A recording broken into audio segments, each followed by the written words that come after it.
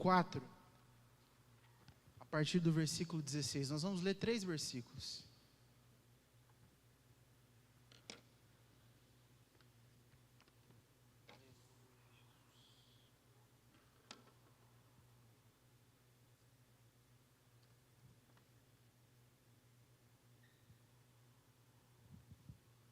Segunda Coríntios, capítulo 4, a partir do versículo 16. Enquanto você procura, eu quero agradecer aqui, primeiramente a Deus, por estar aqui nesse lugar, falando, compartilhando um pouquinho da palavra de Deus. Quero agradecer também a todos os irmãos, os jovens que estão aqui. Tem jovem aqui essa noite? Ao Fabrício, pela oportunidade, tá? Minha esposa, a Larissa, a Ágata. Também o pessoal lá do trabalho, a Carol, o Júnior, a Alejandra, obrigado por vocês terem vindo. E é muito bom estar na presença de Deus, compartilhar a palavra de Deus. E eu já entrei aqui nesse lugar e já comecei a sentir a presença do Senhor no momento que a gente passou ali por aquela porta. Eu estava com essa palavra preparada para ir para um outro lugar. No sábado passado a gente foi lá para Passos. E lá não deu certo de ministrar essa palavra, e eu tinha uma outra palavra quando ele convidou, e o Espírito Santo me trouxe para essa palavra. Falou, ó, você vai ministrar aquilo que você preparou para Passos. Por quê? Porque tem alguém aqui essa noite que precisa dessa palavra.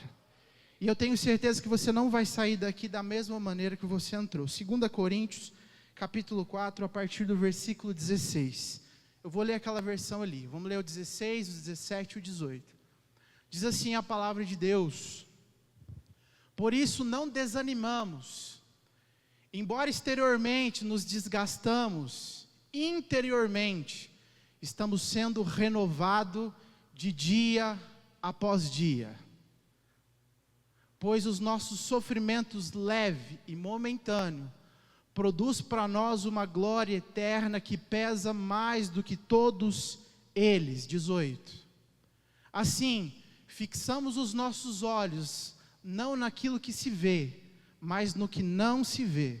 Pois o que se vê é transitório, mas o que não se vê é eterno. Você pode glorificar o Senhor? Fala comigo num tom de voz firme assim: Senhor. Mais forte: Senhor, continua falando comigo.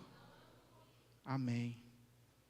Irmãos, jovens, né? Nós estamos num culto de jovens, né? Essa palavra é muito interessante. Se puder colocar o versículo 17, ela fala assim, ó: por isso ainda não desanimemos, ainda que o nosso homem exterior se corrompa. O que é o homem exterior? Essa carcaça, esse corpo, esse dispositivo que Deus nos deu para atravessar a vida, para ir e atravessar.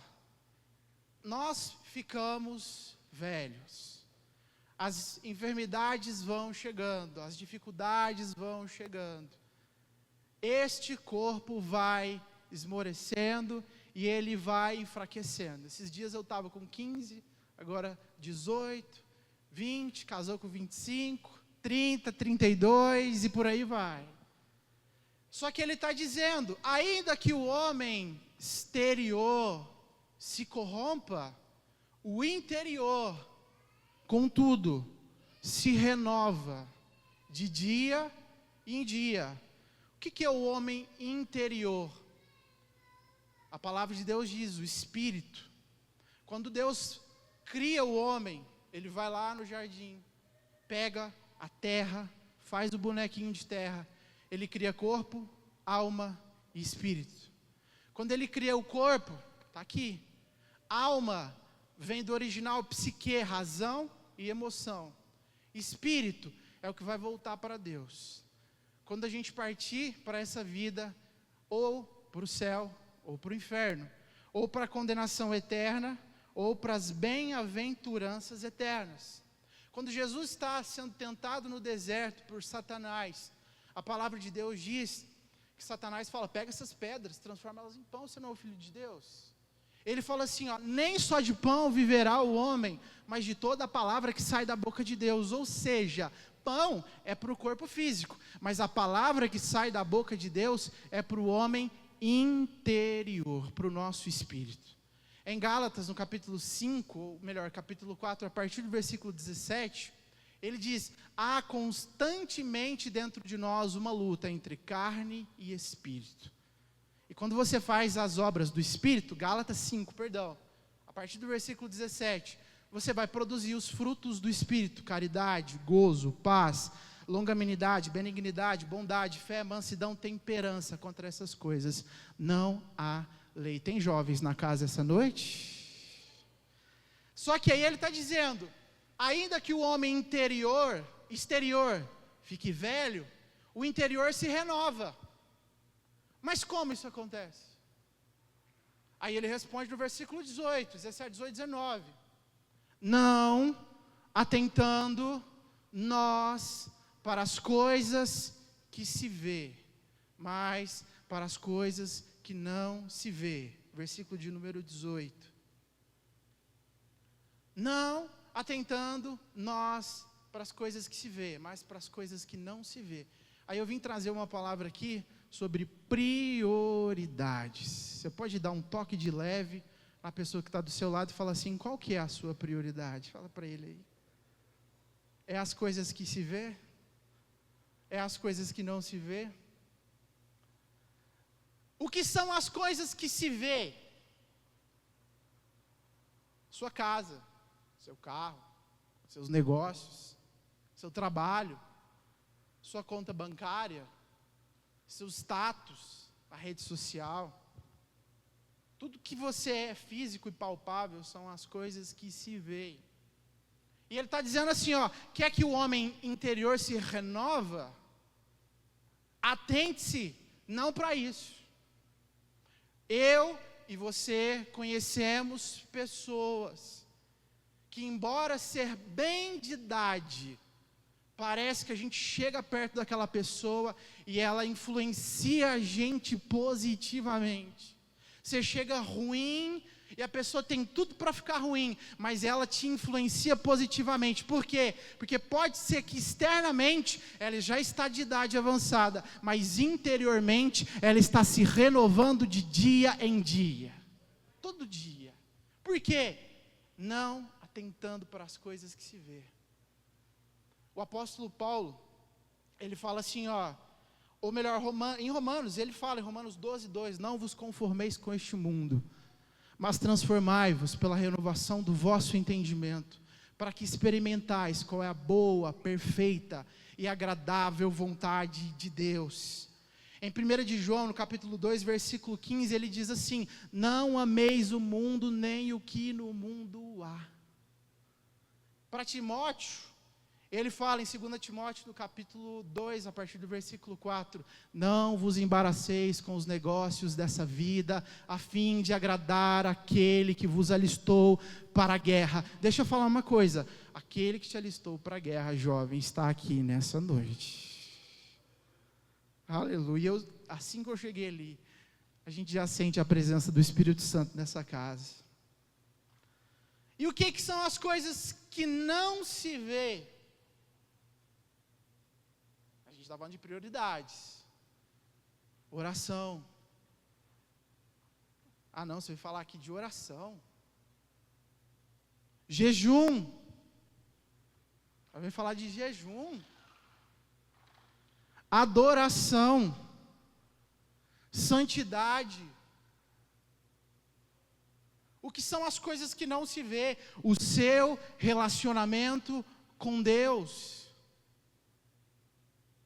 Dá para ver isso? Dá para medir isso? Pois é, para Deus dá para medir. O Espírito Santo sabe como é a vida de cada um de nós. Como está o nosso relacionamento com Deus? Mateus capítulo 6, a partir do versículo 33, ele diz assim: buscai primeiro o reino de Deus e a sua justiça, e todas as demais coisas vos serão acrescentadas.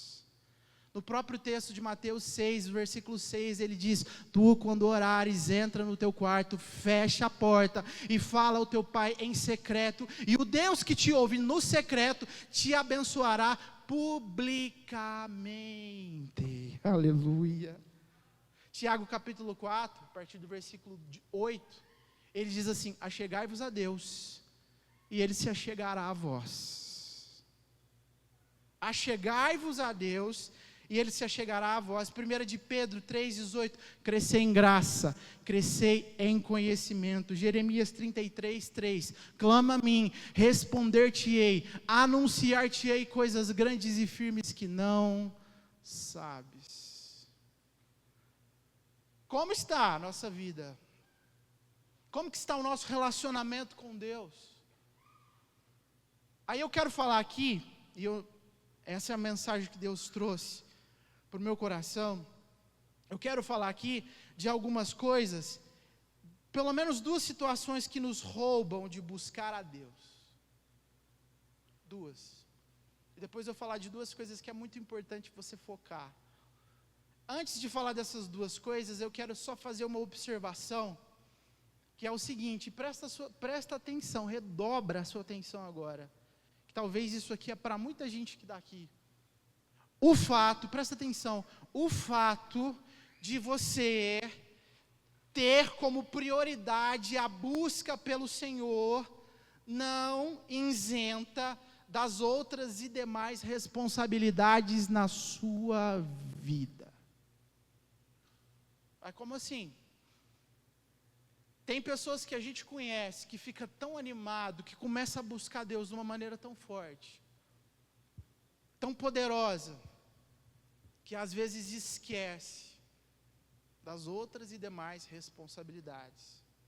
Esquece que é filho, esquece que é irmão, que é sobrinho, que é pai, que é mãe, que é funcionário, que é patrão.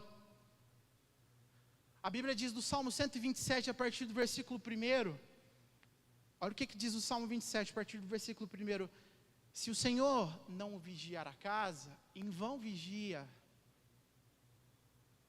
os sentinelas. Ou melhor, se o Senhor não guardar a cidade, em vão vigia os que guardam. Se o Senhor não edificar a casa, em vão trabalham os que edificam. Aí você pode falar o seguinte: tá, se Deus está edificando, então eu não preciso de edificar? Se Deus está vigiando a cidade, então eu posso descansar? Nananina, não. Porque se Deus falou para mim alguma coisa que Ele vai me dar, Ele vai me dar. Só que eu preciso de fazer a minha parte. Se Deus falou que vai me dar o emprego, legal, eu creio. Mas eu preciso de sair e pegar o meu currículo e ir atrás. Se Deus falou que vai me abençoar na minha vida financeira, ótimo, eu tenho que trabalhar. Ele continua dizendo, Salmo 127, versículo 2, o que adianta acordar cedo, dormir tarde, comer o pão de dores, se o Senhor não for com ele? Está falando da bênção, tem que ter a bênção, ok, mas quer dizer que se eu tiver a bênção, então não preciso mais acordar cedo, dormir tarde, comer o pão de dores? Então é uma observação. Eu estou aqui nessa noite trazendo uma palavra sobre prioridades, e no final eu vou te perguntar de novo, qual que é a sua prioridade? Que a sua prioridade seja buscar a presença do Senhor, as coisas que não se vê. Aleluia. Aí vamos lá, pelo menos 2 situações que roubam a gente de buscar a presença do Espírito Santo, de Deus, e as coisas que não se vê. Primeiro, as tribulações. O texto aqui, 2 Coríntios capítulo 16, versículo 17, ele diz assim, pois as nossas aflições leves e passageiras estão produzindo para nós uma glória incomparável de valor eterno. E as pequenas e passageiras aflições que sofremos vai nos trazer uma glória enorme e eterna, muito maior do que o sofrimento. Está falando de sofrimento. As nossas leves e momentâneas tribulações produzirão para nós um peso de glória eterno muito excelente. O apóstolo Paulo está fazendo uma comparação que tinha as balanças romanas, ela tinha 2 pratos. Num prato tinha o peso e no outro tinha o produto. O peso era o peso ideal, Caio. e no outro, o produto. Eles punham o produto e vão saber qual que é a relação do produto em relação ao peso. O apóstolo Paulo está pegando e está falando assim, ó, você está passando dificuldade, mas o que você está passando não se compara com a glória do que há de vir na sua vida. E não é aqui, é lá. Aqui, você busque o Senhor. Aqui você vai para cima.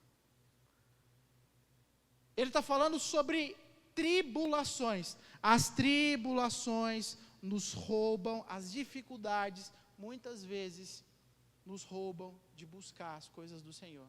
Tem gente, isso é entre nós, que com a dificuldade, ela corre para Deus. Quando está tudo bem, está distante. A coisa começa a apertar. Emocionalmente, financeiramente, todos os lados. O que ela faz? Ela corre para Deus. Então a dificuldade traz. Só que aí ela insiste, ela ora, ela busca, começa a ir, começa a entrar na presença de Deus. Passa 1 mês, passa 2 meses, passa 3 meses e a dificuldade continua. O que ela faz? Desanima.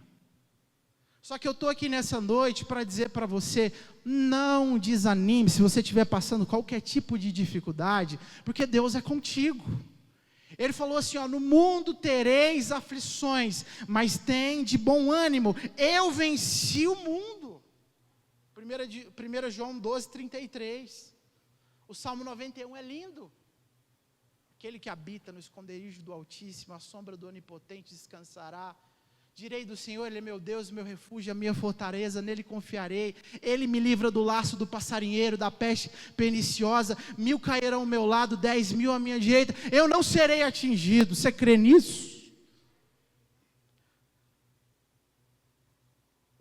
Aleluia. Mas você tem que ter bom ânimo, porque as dificuldades vêm e elas não podem te atrapalhar de buscar. Tem 3 tipos de dificuldade na nossa vida, na vida de todo mundo. Primeiro são os testes naturais. Segundo são os testes do diabo. Terceiro são os testes que vêm do próprio Deus. Os testes naturais estão aí para todo mundo. A chuva está caindo lá fora. Está caindo na cabeça de todo mundo. Do ateu, do cristão, do ímpio, do não ímpio. O cristão tem uma cultura. O diabo se levantou. Né, Fabrício? Não faz uma dieta. Não faz um exercício, passa mal, o diabo se levantou. Não troca o motor, óleo do motor do carro. Não faz uma manutenção preventiva, funde o motor, o diabo se levantou. Não faz conta, não põe no papel, gasta, entra em dificuldade financeira, o diabo se levantou. Você e eu estamos colhendo simplesmente o que plantamos. Primeiro tipo de dificuldade, naturais. Segundo, as que vêm do diabo. Elas se dão por 2 motivos. Primeiro, brecha. O que é brecha? Pecado. Pecado. Legalidade. O mundo espiritual existe, está aí.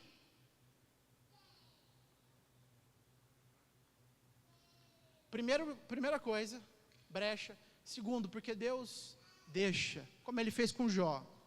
Não no nível de Jó, mas Deus autoriza para nos submeter a determinados testes. E o terceiro tipo de dificuldade, as que vêm do próprio Deus. Talvez você está passando uma dificuldade e você não está entendendo. Romanos 8:28 diz, todas as coisas cooperam para o bem daqueles que amam a Deus. Tem jovens que amam a Deus aqui essa noite?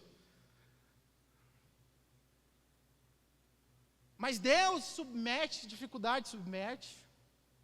Só que presta atenção, Ele não vai te dar uma dificuldade que você não aguente. E Ele mesmo te dá a porta de escape. 1 Coríntios no capítulo 10, versículo 13. Se puder até pôr para a gente, que esse é bom a gente ler ali. O próprio Deus, Ele coloca a porta de escape. Geralmente, na nossa vida, tem esses 3 tipos de dificuldade. As tentações que vocês têm de enfrentar são as mesmas que os outros enfrentam, mas Deus cumpre a sua promessa e não deixará que vocês sofram tentações que vocês não têm força para suportar. Quando uma tentação vier, Deus dará força a você para suportá-la e assim você poderá sair dela. Essa versão é até um pouco diferente da minha. Amém? Você pode dar só um toque na pessoa do seu lado e falar assim, qual que é a sua prioridade? São as coisas de Deus ou as coisas deste mundo? Segunda situação que me rouba de buscar as coisas de Deus, ou seja, as coisas que eu não vejo, são os tempos de bonança. São os tempos de bênção. Como assim? Como é que a bênção me faz eu distanciar de Deus? Tempos de bênção são bons, é legal, é uma bênção, mas o que te faz crescer é a pressão. Eu trabalho lá na Build. Pensa numa firma que tem pressão, né? Só que você cresce. Você vai, profissionalmente falando. Por quê? Dificuldade o meu sogro fala muito isso. As dificuldades nos melhoram. E há um tempo para todas as coisas debaixo do sol. Eclesiastes capítulo 3. Tempo de nascer, tempo de morrer, tempo de plantar, tempo de colher, tempo de falar, e vai. Há o tempo da dificuldade e há o tempo da bênção. A gente precisa estar em cada um e dando glória a Deus e saber identificar o que a gente está passando. Eu tenho uma menininha, a Ágata. Quando eu chego em casa, que ela já está em casa, ela vem para o meu lado e eu rolo no chão com ela, para lá e para cá, e a gente brinca e vai. E aquela folia. Aí ela fala assim, papai, me dá o celular. Aí eu dou o celular para ela. Quer ver vídeo? Tá, aí eu dou o celular. Aí ela pega o celular, aí ela se afasta de mim e faz isso aqui e fica vendo vídeo. Aí eu fico lá olhando e ela vendo vídeo. O que eu faço? Eu vou lá e tomo o celular. Por quê? Porque eu quero ela pertinho de mim. Porque a bênção nunca pode ser maior do que aquele que deu a bênção. Porque o prêmio nunca pode ser maior do que aquele que deu o prêmio. Quando ela era menorzinha, ela tinha ainda uma vassourinha. E aí fica em cima do guarda-roupa, ficava. Aí eu pegava e dava vassoura, a gente estava brincando, aquela folia. Aí eu dava a vassourinha para ela. Aí ela saía varrendo o chão assim para lá. E ficava. E aí esquecia de mim. Aí eu ia lá e tomava. Por quê? Qual é a sua prioridade? É a benção ou Deus que te deu a benção? Qual é a sua prioridade? O projeto ou o Deus que te deu o projeto? O Deus que te deu o projeto tem que ser a sua prioridade. Aí eu tomo. Aí ela vem e chora um pouco, porque quando Deus tira as coisas de nós, a gente chora, a gente sofre, só que aí a gente vai buscar Ele de novo. Oh Deus! Sabe quando é que você vai manter constância no projeto? Quando você pôr o Deus em primeiro lugar, o Deus que te deu. Tempos bons, um elogio, estava falando isso com a Larissa hoje. Um elogio é bom, mas muitas vezes o elogio nos deforma mais do que a crítica. Se tem uma pessoa perto de você que te elogia sempre, só te elogia, sempre, te elogia. Fique esperto. Quem ama, elogia, mas quem ama, critica. Quem ama, aponta as dificuldades. A prova está lá atrás, a Larissa. Melhora nisso, melhora naquilo, faz. Pô, amor, mas não é possível. E a gente tem que reconhecer, eu preciso melhorar, eu preciso de crescer. O tempo da bênção é uma bênção. Só que muitas vezes te afasta de buscar as coisas de Deus, as coisas que você não vê. O tempo da bênção é muito bom. mas não ame mais a bênção do que o que Deus que te deu a bênção. Eu quero liberar uma palavra profética aqui nessa noite, dia 9 de dezembro, que esses jovens que estão aqui essa noite vão priorizar as coisas de Deus, não atentando nós para as coisas que se vê, mas para as coisas que não se vê, porque o que se vê é passageiro. Tudo aqui nessa vida vai passar, mas as que não se vê produzirá para mim um peso de glória muito excelente. Você recebe isso essa noite? É jovem de 0 a 100 anos, viu? Então eu estou recebendo também. Olha, eu quero só fazer duas observações e a gente vai fazer uma oração, cantar um louvor aqui.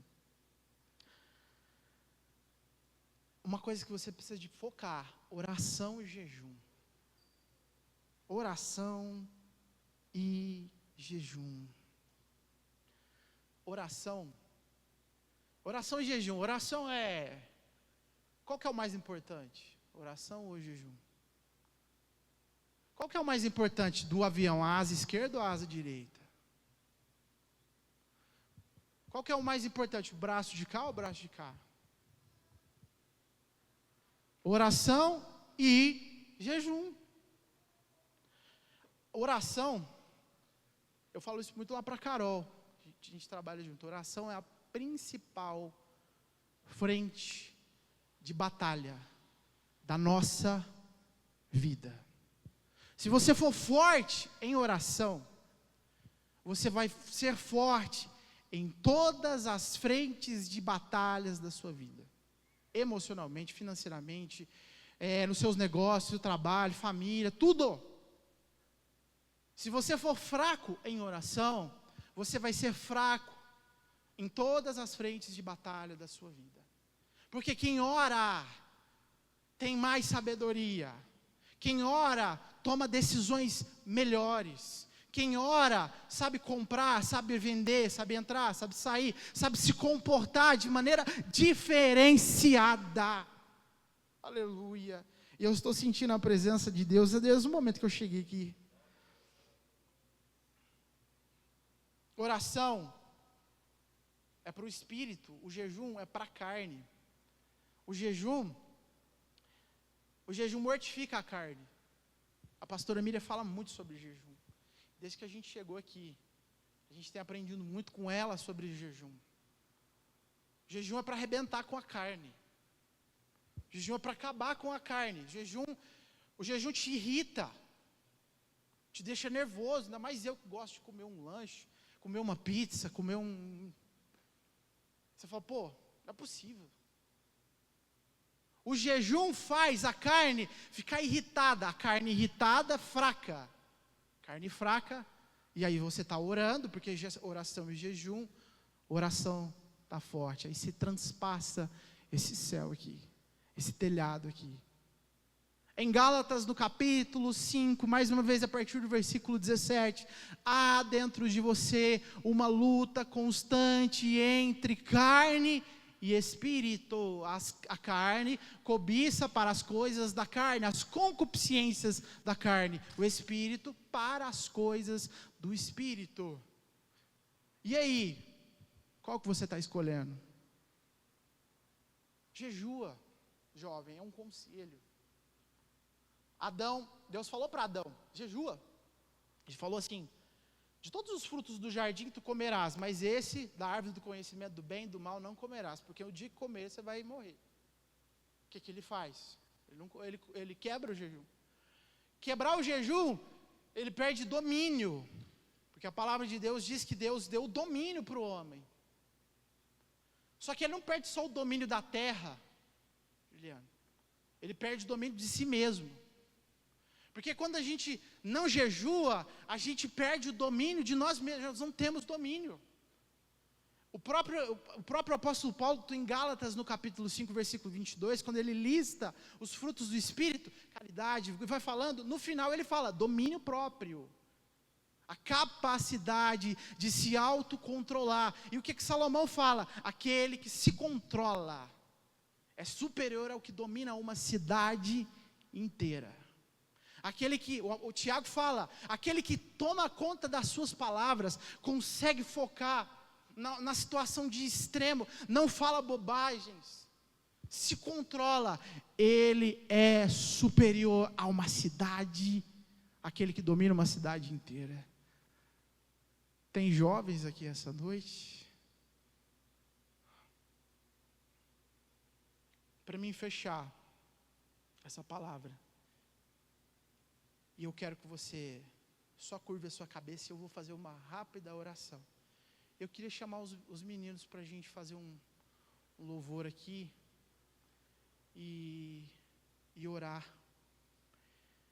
E eu quero fazer uma oração aqui, eu quero fazer um decreto aqui. Pai, nós oramos, porque a Tua palavra, embora muito simples, é uma palavra profunda que falou com pessoas aqui essa noite e falou comigo. Qual é a minha prioridade?